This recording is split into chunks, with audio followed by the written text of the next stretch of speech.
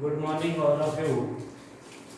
आज हम एक नए लेसन की शुरुआत करने जा रहे हैं जो आपका तीसरा अध्याय है आनुवंशिकी, क्योंकि दूसरा अध्याय थोड़ा लेंथी है इसलिए तीसरा अध्याय जो शुरू करने जा रहे हैं।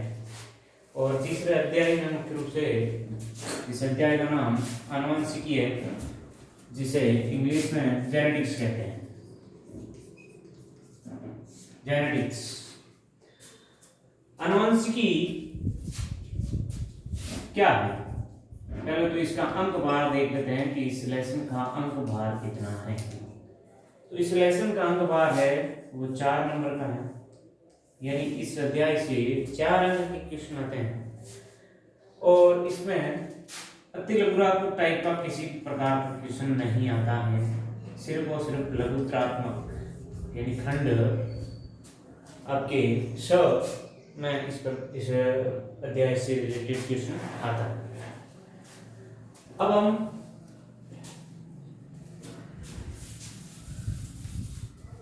आनुवंशिकी क्या है इससे पढ़ते हैं। आनुवंशिकी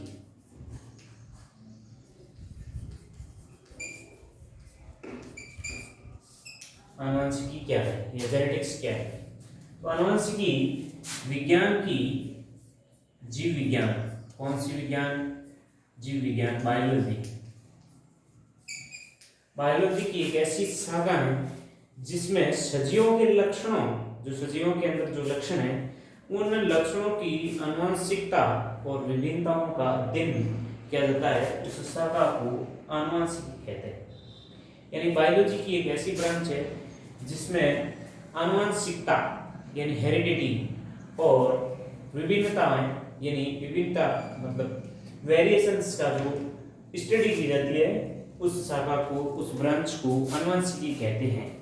तो अपन की परिभाषा क्या रहेगी कि जीव विज्ञान की ऐसी शाखा जिसमें सजीवों के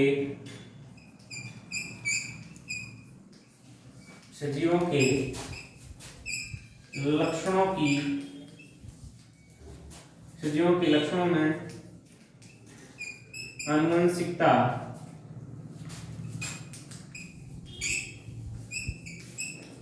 सजीवों में के लक्षणों में आनुवंशिकता तथा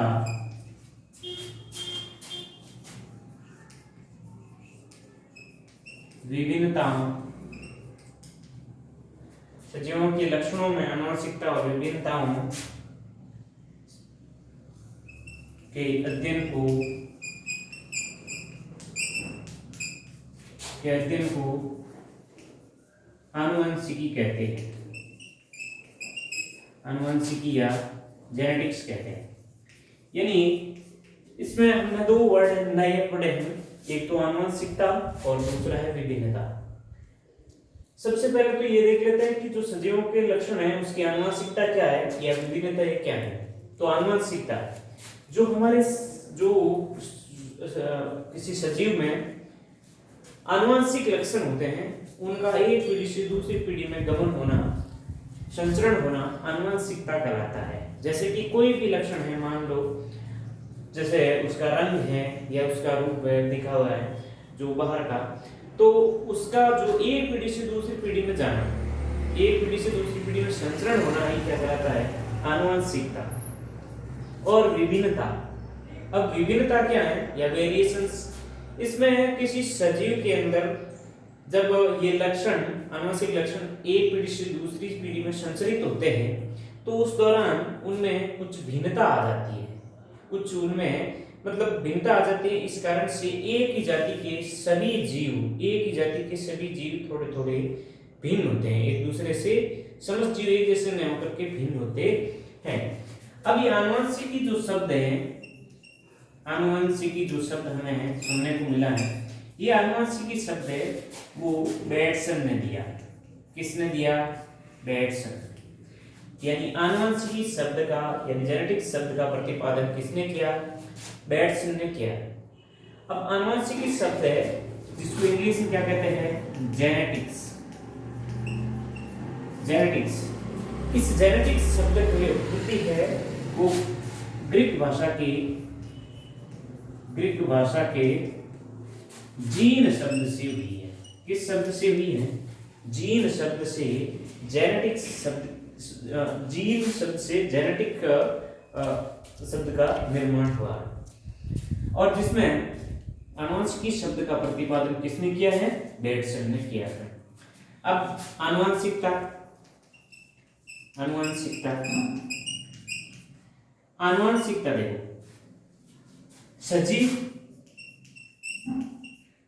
सजीवों में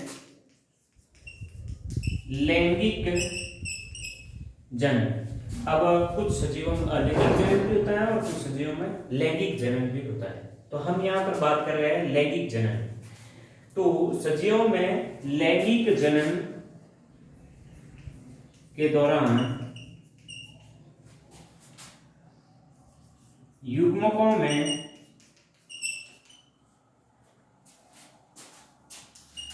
भिन्न युग्मकों द्वारा विभिन्न लक्षणों का पीढ़ी दर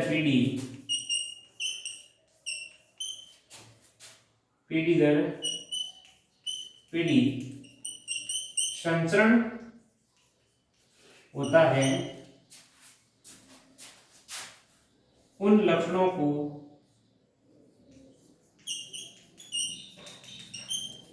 आनुवंशिक लक्षण कहते हैं। आनुवंशिक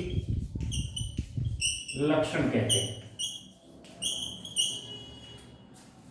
यानी सजीवों में लैंगिक जनन के दौरान, यानी कौन से जनन के दौरान? लैंगिक यानी सेक्सुअल रिप्रोडक्शन के दौरान युग्मकों का जब निर्माण होता है तो युग्मकों के द्वारा विभिन्न लक्षण है वो पीढ़ी दर पीढ़ी संचरित होते हैं, उनका संचरण होता है।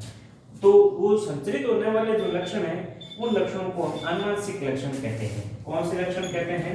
आनुवंशिक लक्षण। अब आनुवंशिक लक्षणों का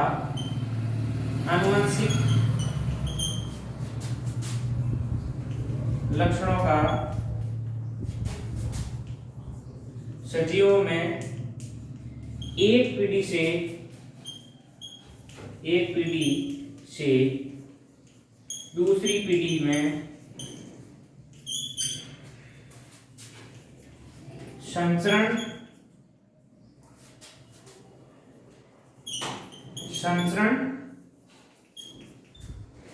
होना आनुवंशिकता या इसका अन्य नाम हेरिडिटी या वंशावती कहते हैं। ढंग से समझना कि जो लैंगिक जन्म के दौरान युग्मकों के द्वारा जो विभिन्न लक्षण एक पीढ़ी दर पीढ़ी संचरित होते हैं, जिनका संचरण होता है, उन लक्षणों को आनुवंशिक लक्षण कहते हैं। अब आनुवंशिक लक्षणों का सजीवों में, अब ये जो आनुवंशिक लक्षण है उन लक्षणों का सजीवों में एक पीढ़ी से यानी माता पिता से आगे जो छोटे बच्चे हैं यानी पेरेंट्स से ऑफस्प्रिंग पीढ़ी में, यानी आनुवंशिक लक्षणों का सजीव में एक पीढ़ी से यानी पेरेंटल जनरेशन से ऑफस्प्रिंग जनरेशन में इन लक्षणों का जो संचरण होता है इन होना आनुवंशिकता। 3 नाम सुन लो। आनुवंशिकता, हेरिडिटी या वंशागति कहते हैं। हेरिडिटी शब्द का प्रतिपादन है वो स्पेंसर ने किया, यानी आनुवंशिकता शब्द का आनुवंशिकता या फिर हेरिडिटी शब्द का प्रतिपादन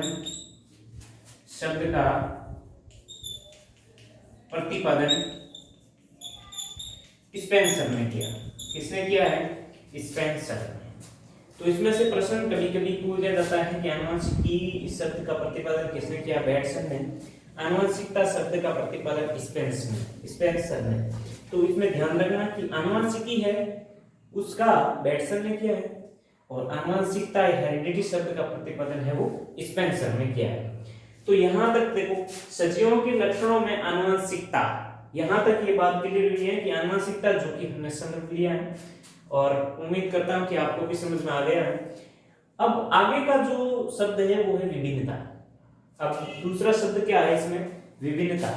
तो विभिन्न एक बार वापस देख लेते हैं कि जो सजीवों के लक्षण हैं उन लक्षणों का पीढ़ी दर पीढ़ी जो संचरण होते हैं उन लक्षणों को आनुवंशिक लक्षण कहते हैं। और आनुवंशिक लक्षणों का एक पीढ़ी से दूसरी पीढ़ी यानी पेरेंटल माता पिता की जो जनक पीढ़ी है उस जनक पीढ़ी से संतति पीढ़ी में संचरण होना आनुवंशिकता या वंशागति कहते हैं। और इस शब्द का प्रतिपादन है वो स्पेंसर ने किया।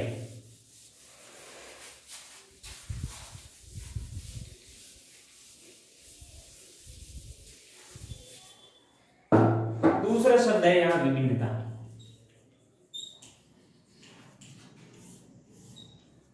विभिन्नता इंग्लिश में कहे तो वेरिएशंस। विभिन्नता अब सजीवों में लैंगिक जनन के समय जीन विनिमय के कारण जीन विनिमय के कारण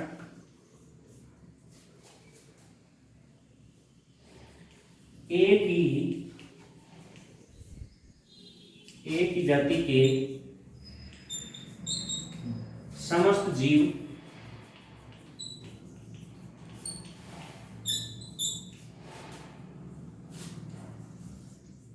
भिन्न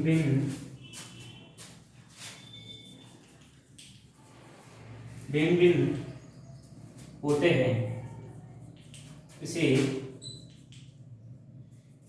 इसी भिन्नता को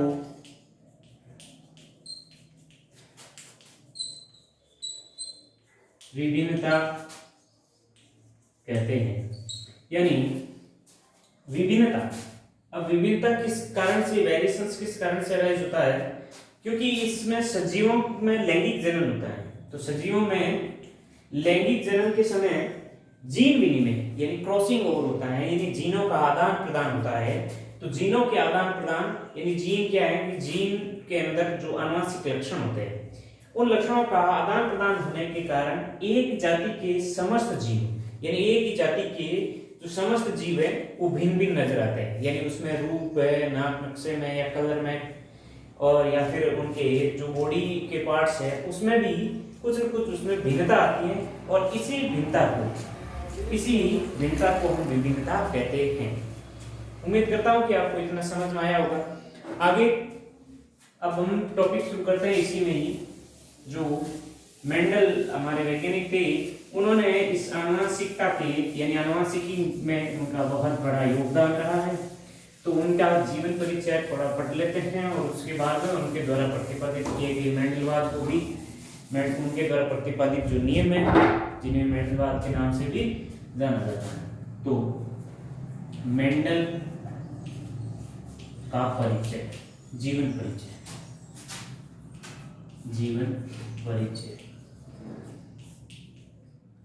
आनुवंशिकी में इनका बहुत बड़ा योगदान था। हाँ, मेंडल का जीवन परिचय में इन्होंने आनुवंशिकी में बहुत बड़ा प्रयोग किया। तो मेंडल का इनका पूरा नाम ग्रेगर जॉन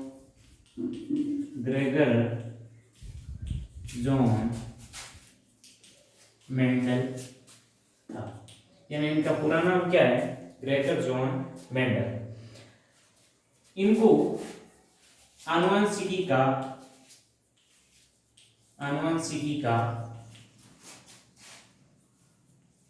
पिता कहा जाता है, फादर ऑफ जेनेटिक्स। इनको मेंडल को, ग्रेगर जॉन मेंडल है, इनको आनुवंशिकी का पिता कहा जाता है क्योंकि इन्होंने वंशागति के नियमों का प्रतिपादन किया। इसलिए इनको आनुवंशिकी का पिता कहा जाता है। इनका जन्म 22 जुलाई 1822 ईस्वी को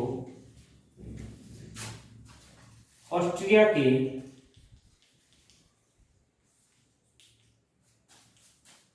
हेंजेंडॉर्फ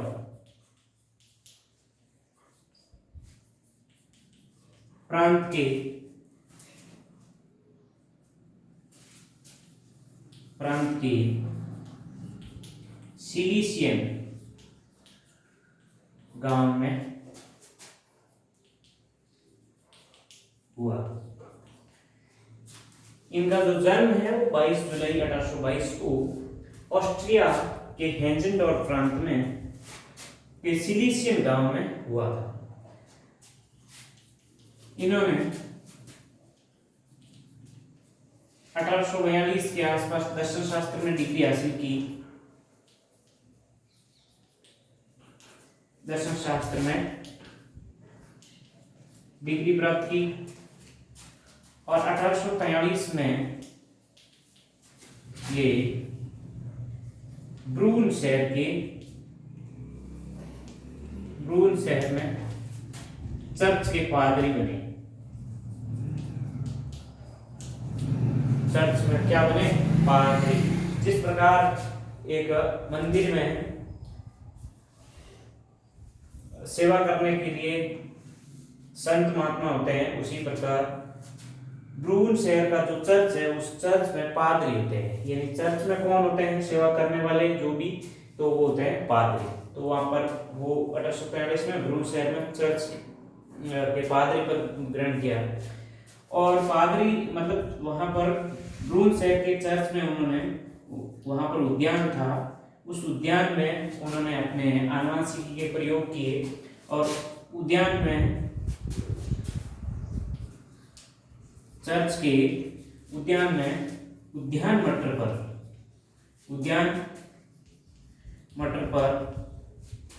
इन्होंने 7 वर्ष तक इस पादप पर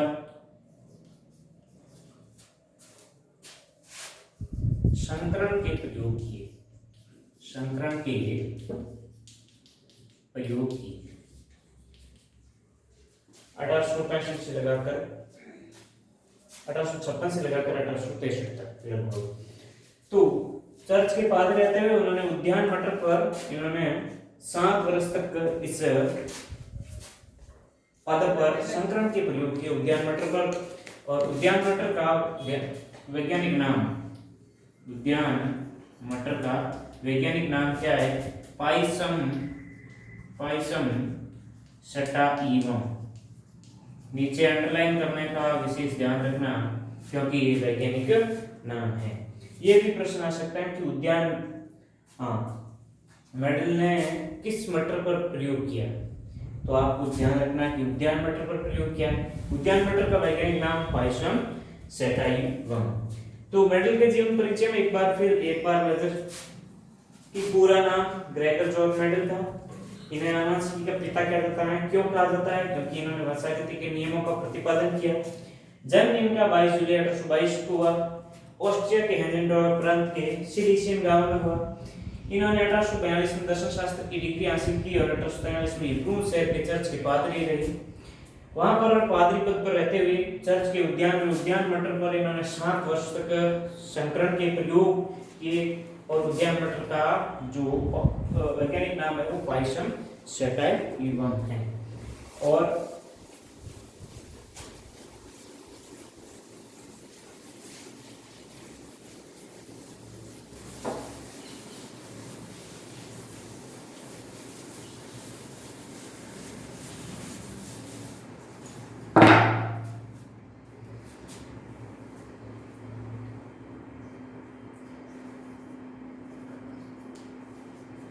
उद्यान मटर के प्रयोगों से प्राप्त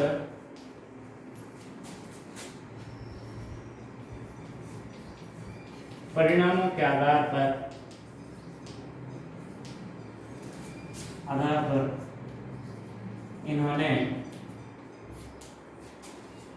उद्यान मटर के प्रयोगों से प्राप्त जो परिणाम है उसके आधार पर इन्होंने आनुवंशिकता की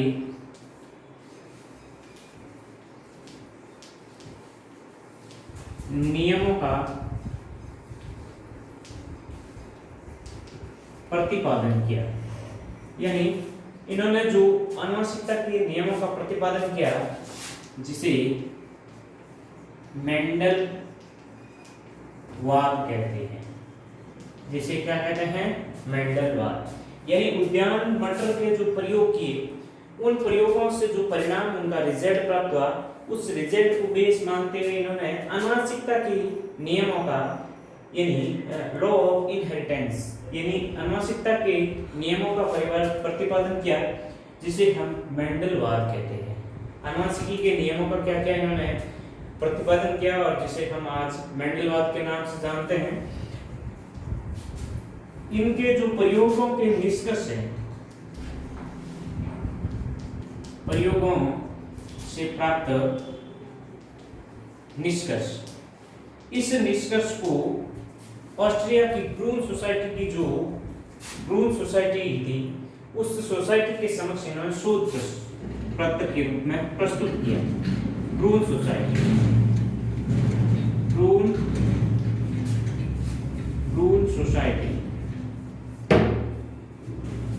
ऑफ नेचर,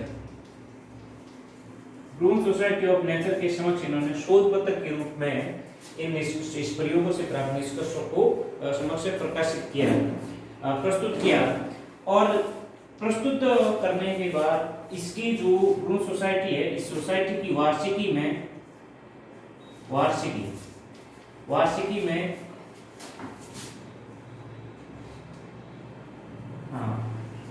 संकरण के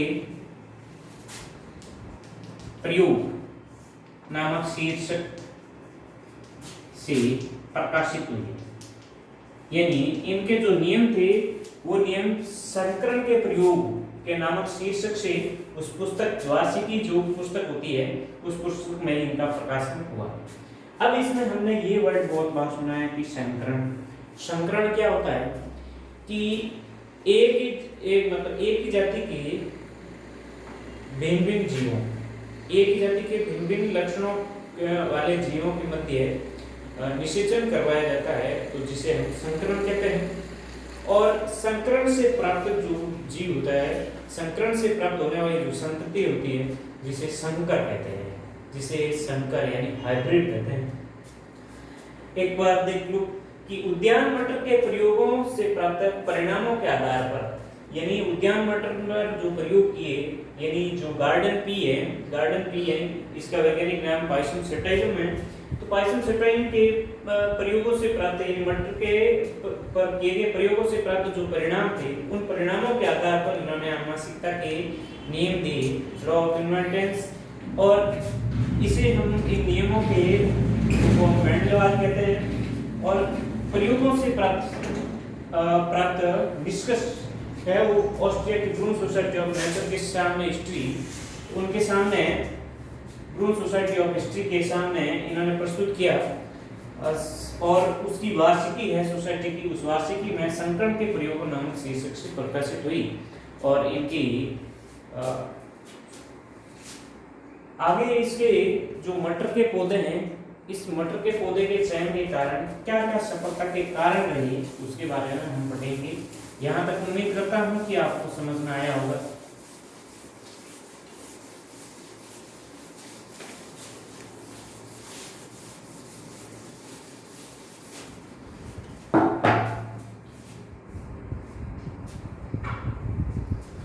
मेंडल की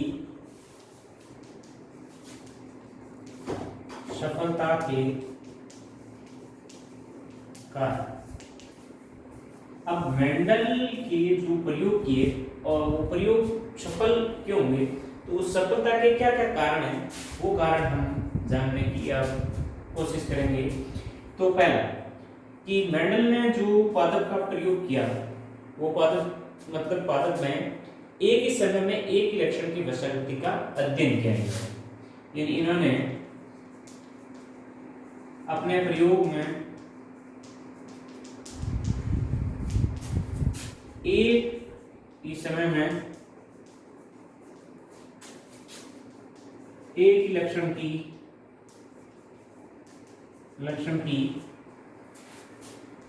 वंशागति का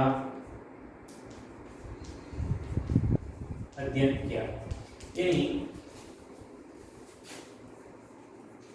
इन्होंने जो अपना प्रयोग किया, तो प्रयोग के समय मटर पर जो प्रयोग किया उस समय एक ही समय में, यानी सिर्फ एक समय में, यानी एक टाइम हुआ वो बोया, तो उस समय वो जब बड़ा हुआ, तो बड़े होने के बाद सिस्टाइम इन्होंने संकरण करवाया। संकरण के दौरान सिर्फ एक लक्षण को ध्यान में रख करके उन दोनों पौधों में संकरण करवा करके वंशागति का अध्ययन किया। अब दूसरा है कि इनके जो प्रयोग हैं उन प्रयोगों से प्राप्त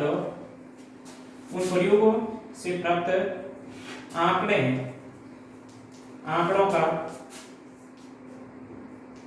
सांख्यिकीय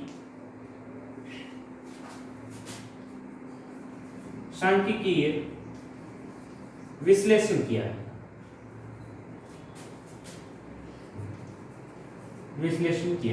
यानी इन्होंने सावधानी पूर्वक है वो प्रयोगों से प्राप्त आंकड़े थे, उनका सावधानी पूर्वक है वो सांख्यिकीय विश्लेषण यानी स्टैटिस्टिकल एनालिसिस किया सांख्यिकीय रूप से। यानी इसका लक्षण प्रारूप और जीन प्रारूप आगे हम पढ़ेंगे, तो उनका लक्षण प्रारूप और जीन प्रारूप के अनुपात के आधार पर उनका विशेष रूप से उनका सांख्यिकीय विश्लेषण किया। और इन्होंने मटर के पौधे का अपने प्रयोग में मटर के पौधे का सावधानी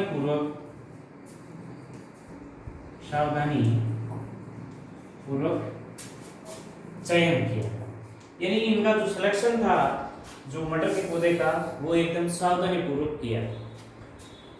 तो मेंडल की ये सफलता के कारण रही, पहला कारण कि इन्होंने अपने प्रयोग में एक समय में सिर्फ एक लक्षण की वंशागति का अध्ययन किया।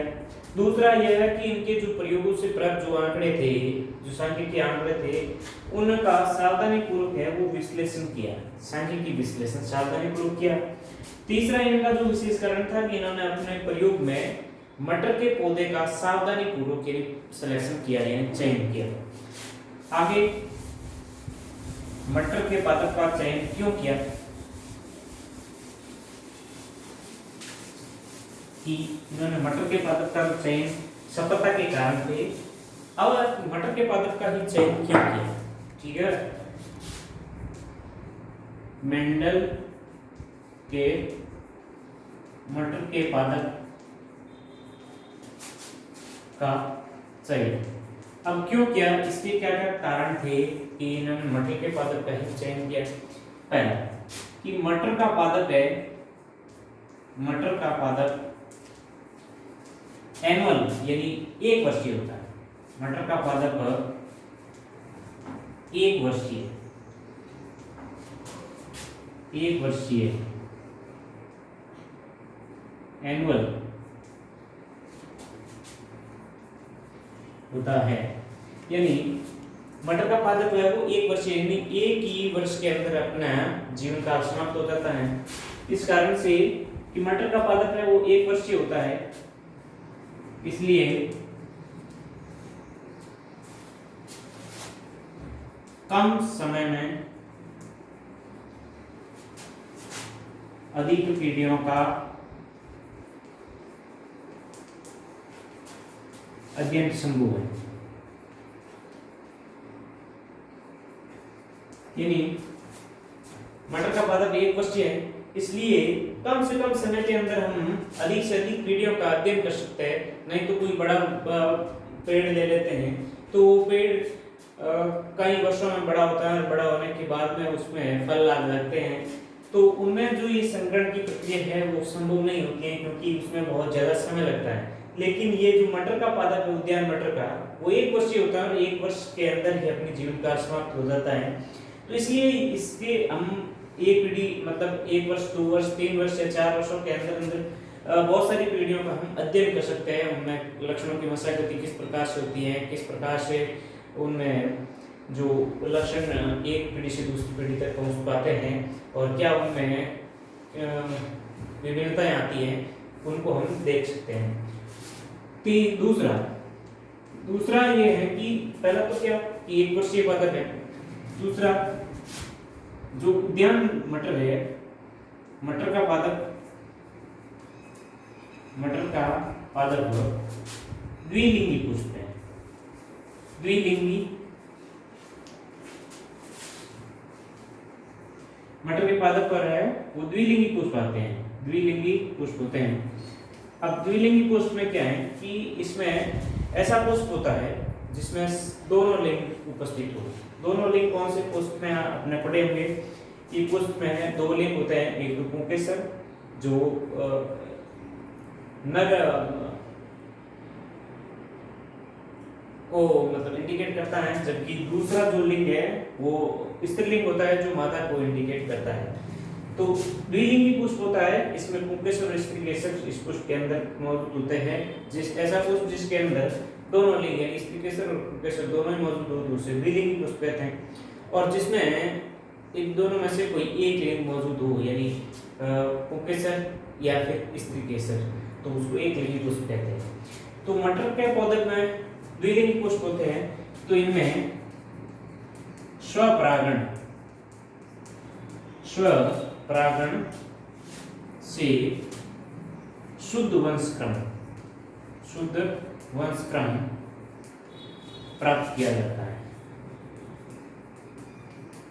यानी इसमें जो मटर का पादप है इसमें द्विलिंगी पुष्प है। द्विलिंगी पुष्प होने के कारण इसमें स्वपरागण क्या होता है कि जिसमें उसी पुष्प की पुंकेसर है, पुंकेसर से निकलने वाले परागकण वो परागकण उसी पुष्प की वर्तिकाग्र पर या उसी पादप के अन्य पुष्प की वर्तिकाग्र तक पहुंचते हैं तो उसको स्वपरागण कहते हैं।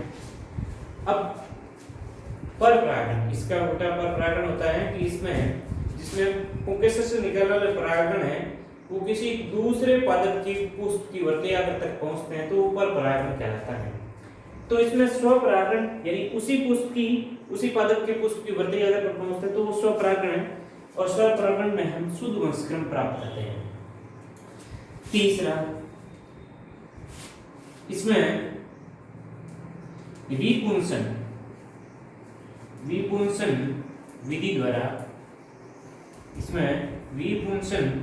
विधि द्वारा परपरागण संभव है। यानी आसानी से हम करवा सकते हैं। इसमें विपुंसन विधि यानी ये ऐसी विधि है जिसमें पुष्प में से या तो दोनों लिंग है उनमें से या तो पुंकेसर को या फिर स्त्रीकेसर को उसमें से हटा लिया जाता है। तो हटाने के बाद में किसी दूसरे पुष्प की जो परागकण है या वर्तिकाग्र पर परागकणों को गिराया जाता है तो उससे पर परागण होना संभव हो सकता है आसानी से। तो और चौथा इसका ये है कि मटर का जो पौधा था उस पौधे के अंदर विभिन्न लक्षणों के विपर्यासी जोड़े पाए जाते हैं। यानी मटर के पादप में विभिन्न लक्षणों के विपर्यासी जोड़े मिले। अब विपर्यासी जोड़े मिले तो विपर्यासी जोड़े क्या होते हैं कि इसमें कोई लक्षण है, मान लो कि ऊंचाई का है तो ऊंचाई के अब दो विपर्यासी होते हैं। एक तो जैसे कि कोई पौधा लंबा हो सकता है और एक दूसरे पौधा की कोई बोना हो सकता है। यानी एक तो बहुत ज्यादा लंबा है और एक बहुत ज्यादा मतलब बोना है। तो ये इस ऊंचाई के लक्षण के दो विपर्यासी जोड़े होंगे। कैसे? एक तो लंबा है दूसरा बोना है। ठीक इसी प्रकार मटर के पौधे में कुल 7 विपर्यासी लक्षण के बारे में हम चर्चा करेंगे। लेकिन उससे पहले कि वापस एक बार चयन होने के मटर के पादप के चयन करने के क्या कारण है उसके बारे में। तो सबसे पहला है कि मटर का पादप है वो 1 वर्षीय एनुअल होता है। मटर का पादप क्या होता है? 1 वर्षीय। तो 1 वर्षीय होता है इसलिए हम कम समय में अधिक से अधिक पीढ़ियों का हम अध्ययन कर सकते हैं, यानी अंदर अध्ययन संभव हो सकता है। दूसरा है कि मटर का पादप है वो द्विलिंगी पुष्प है, बाइसेक्सुअल फ्लावर्स है। इस कारण से इसमें स्वपरागण सेल्फ पॉलिनेशन से शुद्ध वंशक्रम हम प्राप्त कर सकते हैं। और इसमें हम विपुलसन विधि के द्वारा पर परागण भी करवा सकते हैं। विपुलसन विधि जिसमें क्या है कि परागकणों का या फिर उसमें से स्त्री केसर यानी किसी एक लिंग को रख करके दूसरे लिंग को हटा दिया जाता है और फिर पर परागण करवाया जाता है। चौथा है कि जो मटर का पादप है उस मटर के पादप में विभिन्न लक्षणों के विपरीयसी जोड़े मिले। विपरीयसी जोड़े मतलब एक दूसरे के विपरीत, जैसे कि कोई लक्षण है ऊंचाई का तो ऊंचाई के दो विपरीयसी जोड़े हो सकते हैं, लंबापन और गुणापन। और मैंने आपको बताया कि यदि मटर के पौधे में 7 विपरीयसी जोड़े होते हैं। कितने विपरीयसी जोड़े होते हैं? 7, जिनकी हम चर्चा करेंगे। तो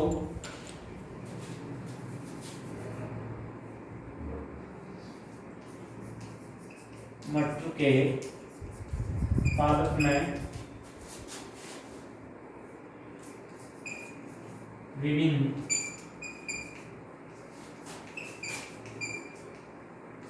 लक्षणों के विपरीयसी जोड़े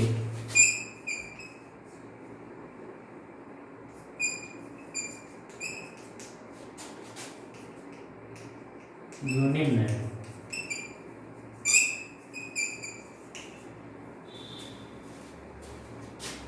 इधर मैं क्रम संख्या लूंगा।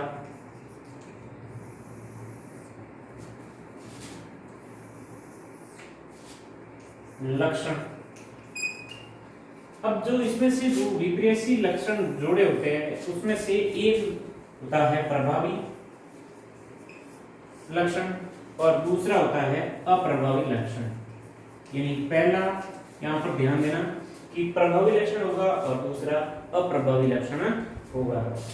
तो सबसे पहले चर्चा करते हैं, जैसे कि मान लो लक्षण में ले लेते हैं पादप की ऊंचाई।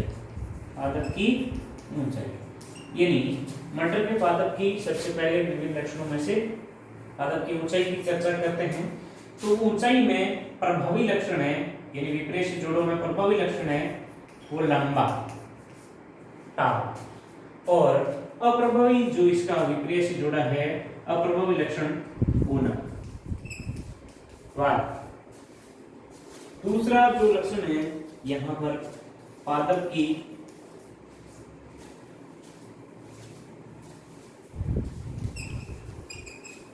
पुष्प की स्थिति, यानी पुष्प की स्थिति कहां पर होगी? तो पुष्प की स्थिति कक्षीय या अग्रस्त। यहां पर कक्षीय प्रभावी लक्षण है और अग्रस्त टर्मिनल जो कि अप्रभावी लक्षण है इसका। तीसरा पुष्प का रंग। पुष्प का रंग है वो प्रभावी लक्षण है इसमें बैंगनी, और अप्रभावी लक्षण है वो सफेद। चौथा परिपक्व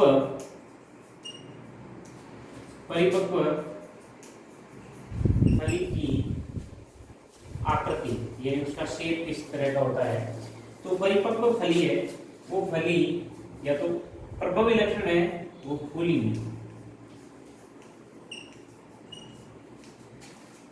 और अप्रभावी लक्षण है संकीर्णित या सिकुड़ी हुई। संकीर्णित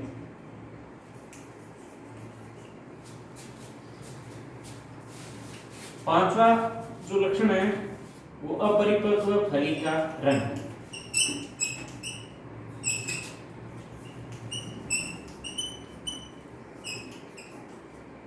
प्रभावी लक्षण हरा और अप्रभावी लक्षण है वो इसका पीला रहेगा। छठा